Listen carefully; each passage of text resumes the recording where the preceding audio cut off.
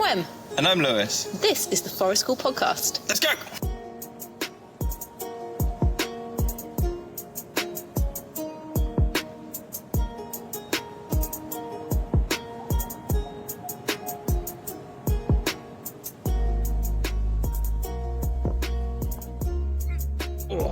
We are in the woods. We're under cover so no birds can poop on you. Thank God. Never again, man. Never again. Okay. Straight in. I gave you the hypothetical question yesterday. For people that don't know, there's been a bit of a kerfuffle in the UK at the moment. There have been a load of schools built with a specific type of concrete, and there's a report that's just come out that said, this type of concrete is unsafe as of now.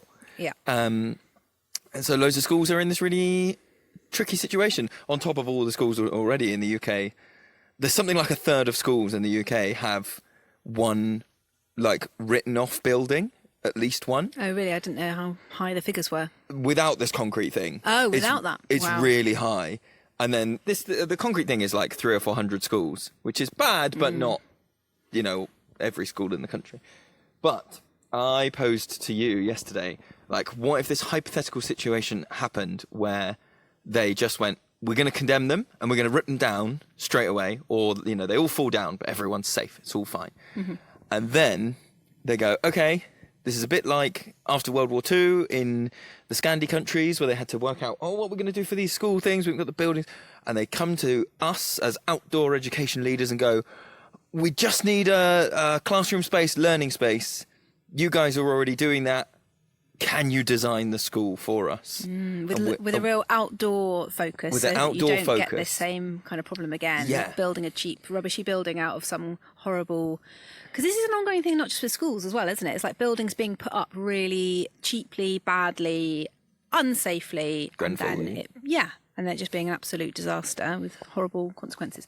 So what about... So I guess the suggestion is, what about... Okay, so there's no buildings now. Or they are, but they're like minimal structures and you're making the most of the outdoors. But how you do that in our kind of climate and with the kind of expectations that people have about what school should look like and all that kind of thing, try and kind of erase the entire slate and start again. Yeah.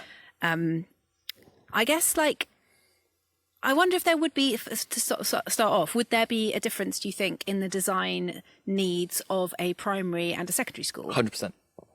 So, 100%. So what do you think those differences would be? I think in the UK, so the system we have here, once you hit secondary is where I would say you lose the sort of like topic-based learning. It's slightly more holistic in primary school, just in the sense of, like, we're doing Romans, so maths will be Roman themed, and PE will be Roman games, and DT will be building Roman things. And, like, once you hit secondary, it becomes a lot more, from what I understand, it becomes a much more discrete. The subjects don't interact with each other. Well, they do interact, but they are kind of taught a lot more discreetly. Yeah. And so I think, as well as the equipment needs to facilitate that higher level of learning, I think you would need to do them differently. Unless you put the entire system in the bin and go, we're not going to teach discrete subjects anymore. We're just going to be in, like, this. So this is a way that some schools do it. Yeah. It's quite rare. But I've had to do it once when I think it actually was a buildings problem. I was working in a school where they're having a lot of building work done. And so in the interim period before the new block opened, so this was secondary school, the class would stay where they were and the teachers would move. Okay. Which was fine and very calm. I've seen that done as like a behaviour thing. Yeah, it's very calming. But then the teacher, if you've got like a very interactive lessons with lots of bits and pieces, lots of resources you need, you are carting that around. So, like, what do you do? Give, like, the teachers a trolley or something? Like, another thing about these buildings is, like, access needs of students. So a lot of these buildings are, there's the kind of 1960s and 70s ones that are all like crumbling, but there are also Victorian buildings repurposed stuff where, well, not repurposed, like purpose built, but just built in a different age where they're not, giving any consideration for somebody who maybe can't use like 3 flights of stairs. In cities especially, there's loads of Victorian kind of red brick schools which are like 3 stories high, and they're primary schools, and it's really weird. So yeah, that idea of like making the space more flexible and kind of working around the child and the teacher and the resources needed. So, I mean, so you could design a really lovely, flexible space in which a class group would stay for most of the day. I think, first of all, it's got to be bigger than you think it should be. And when you say a classroom space, do you mean like a covered area? Yeah. Oh, okay. Yeah, I think a covered area, and I think it's got to be, really quite big, but zoned. So you've got to have space to be able to do some really physical stuff. Like the amount of times I was teaching English and I was like, I actually don't want any desks or chairs right now, even though we are doing English, which is perceived to be quite a sort of static reading and writing type subject. There were loads of times where I was like, right, okay, everyone, can we move all the desks to the side? We're going to do this like bit of Shakespeare stood up and moving and around. With half a classroom because they're all stacked up. So tiny. And also, some people, they learn better when they're not sat at a desk anyway. So to be able to have the space where you've got some seats and tables, but you've also got an area clear of that the entire time to just be able to move to would be great without having to move any furniture. I think you have got to kind of insulate it from the weather, because I think that for some people being outside is a challenge and it will take them a long time to get used to it. So I think you've got to somehow design a structure that has at least one bit of it that it is really well insulated and protected from the elements, but being able to see the outdoors all the time from the room, in inverted commas room, I think is very important. So I had 2 immediate thoughts. One was about sound, because like you're saying about there's lots of schools that are 2-3 stories high. Once you flatten that to potentially, you're going to need a lot of space. You're going to need a lot of space. But, okay, so I'll get to the second bit. So the first bit I thought was about sound. And I remembered that when I was seeing if I wanted to be a teacher, I worked in a school it was an octagonal school. Oh, yeah. So there was one massive building, the primary school, and you moved round the circle. So the buildings were all the classrooms were all wedge-shaped. I know one like that. And it's panopticon. Was it panopticon? No. Like a prison, so you can see everything every time. Well, this is what I was going to say. So the walls didn't completely screen. They weren't like solid blocks in between the classrooms. You could draw. They were like those concertina wall things.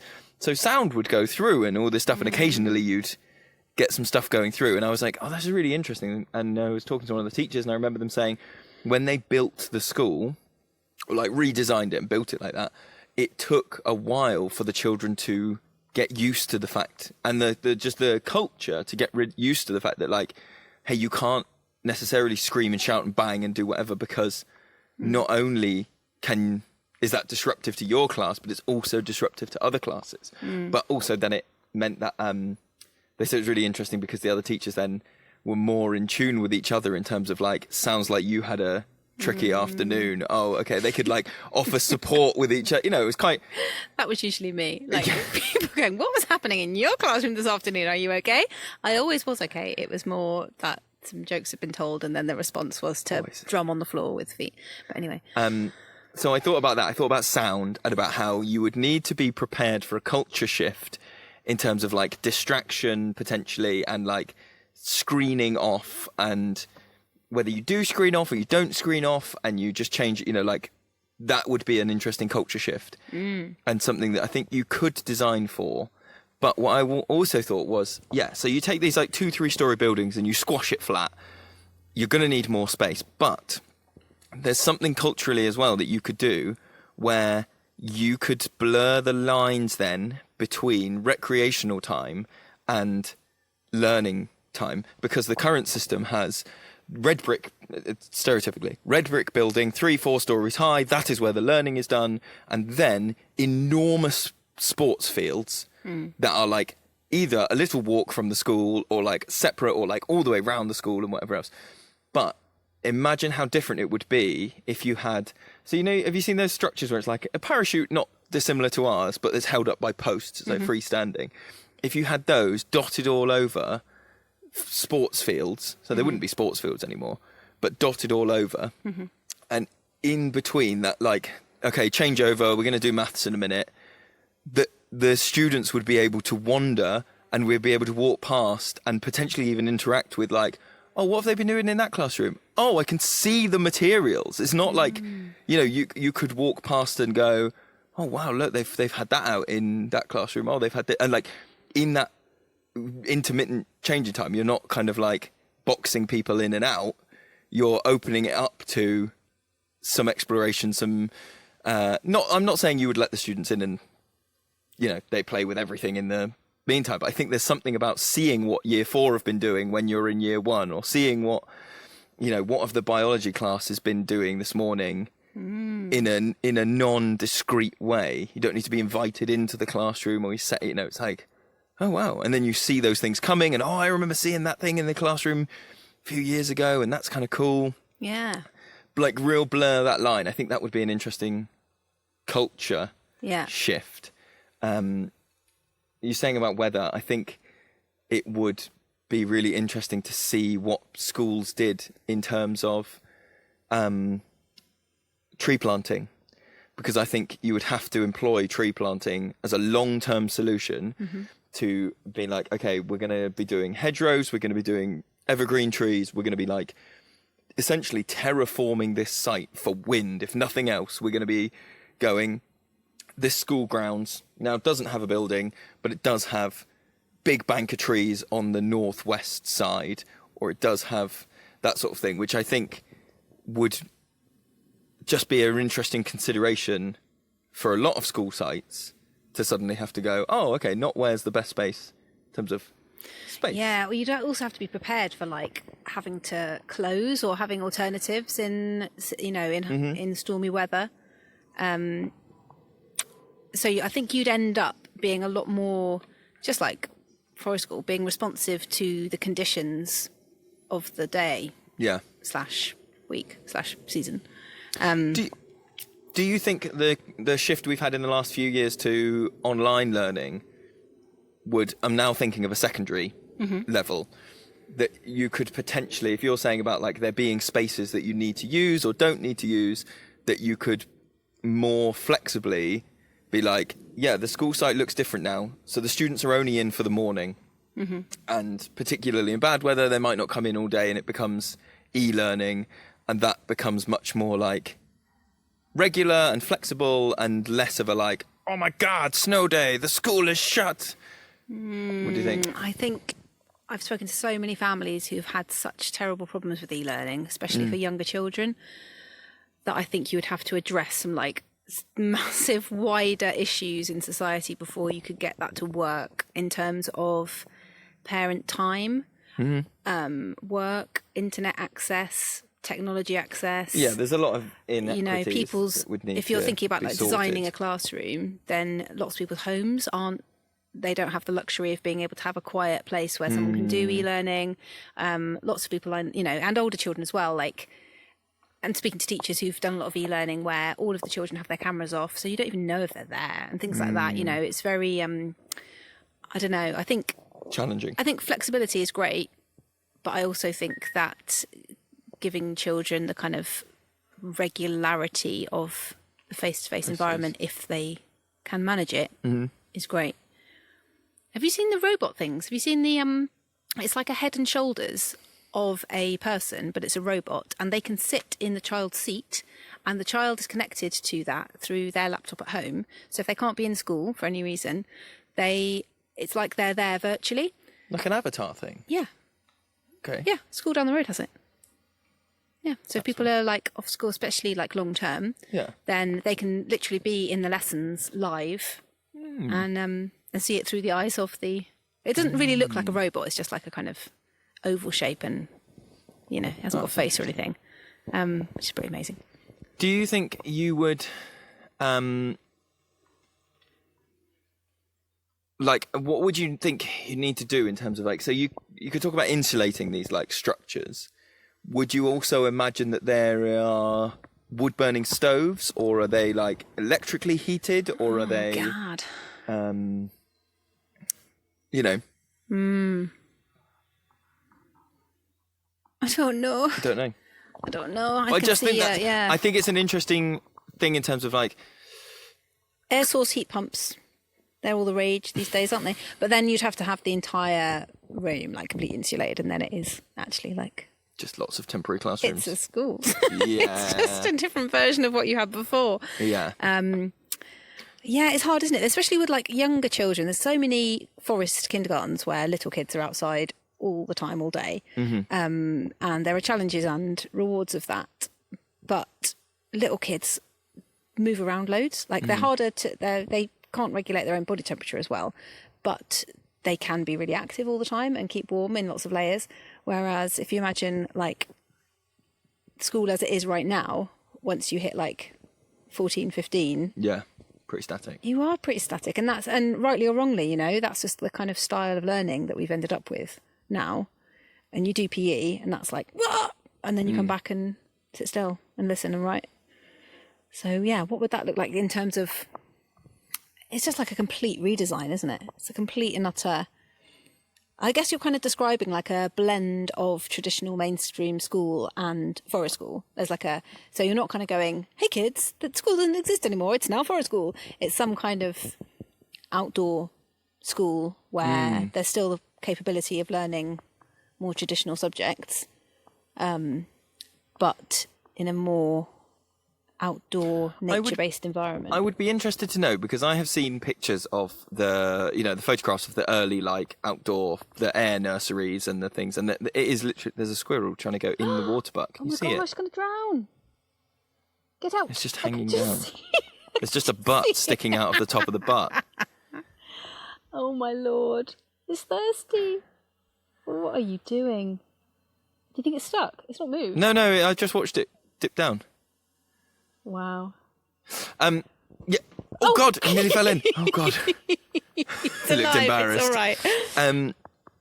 I've seen those pictures. You know when they're like, this is outdoor learning, and it is literally a row of desks outside with a blackboard outside, which just the UK is so wet. That's the difference. Is like you can be in a country where it's like colder, but the UK is wet and like muggy and just damp, which is why historically it's been so like sought after, because where it's wet it grows stuff, right? But that presents challenges in terms of like sitting still.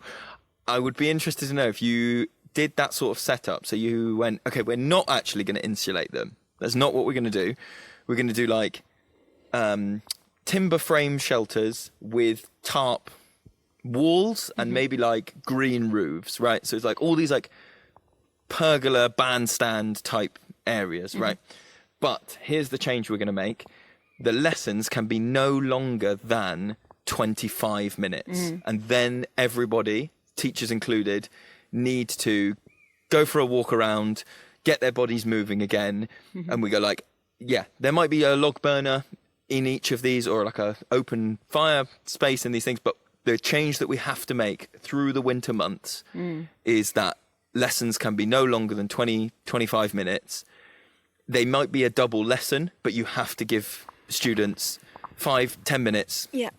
And it's like a warm-up time, go and do the thing, and then so you wouldn't do that like static thing of like go and sit down for an hour of maths, go and sit down for an hour of biology, you would really be going, okay, we are in our bodies today, this is it. And also, you know, the amount of times that the amount of time that is spent in school, I think, getting students like ready to learn, right, and into that space.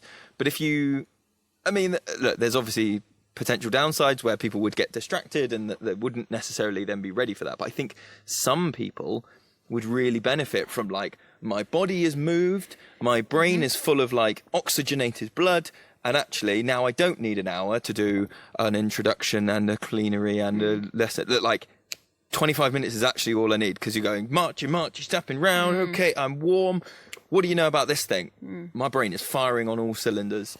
Charles Darwin used to go for walks, didn't he? He used to call them like 3 stoners or something, because he used to move a bit of flint with his foot every time he did a lap of his garden. Like I think there would be a really interesting study if you could do that, but also do it out of necessity. Yeah. Because I think it would be different if you, in a brick and mortar school, said, yeah, we give students 5 to 10 minutes. Some of them sit in the cloakroom, some of them hang out by the loos, I'm thinking teenager students now, they are not active, versus like a necessity thing of like, okay, about 25 minutes in, you're starting to go, ooh, okay, I'd like to go now. Like, okay, we're going to do this thing. Yeah. I was just having a little daydream about food tech being like campfire cooking. That would be pretty good. Be so cute. I would be interested. So there's a section on, if you're listening to this on Spotify, there's a section underneath where you can write little comments and you can answer questions. I'd be really interested to know what other little bits people have probably listened to this and gone, oh, I reckon you could do this as well. Or like, oh, I reckon I've worked in a school where they did this. I think I'd design my outdoor school like this. So if you've made it all the way through, have a look underneath and let us know what you think you would do. Yeah. Immense. Solved it. Bye. Bye.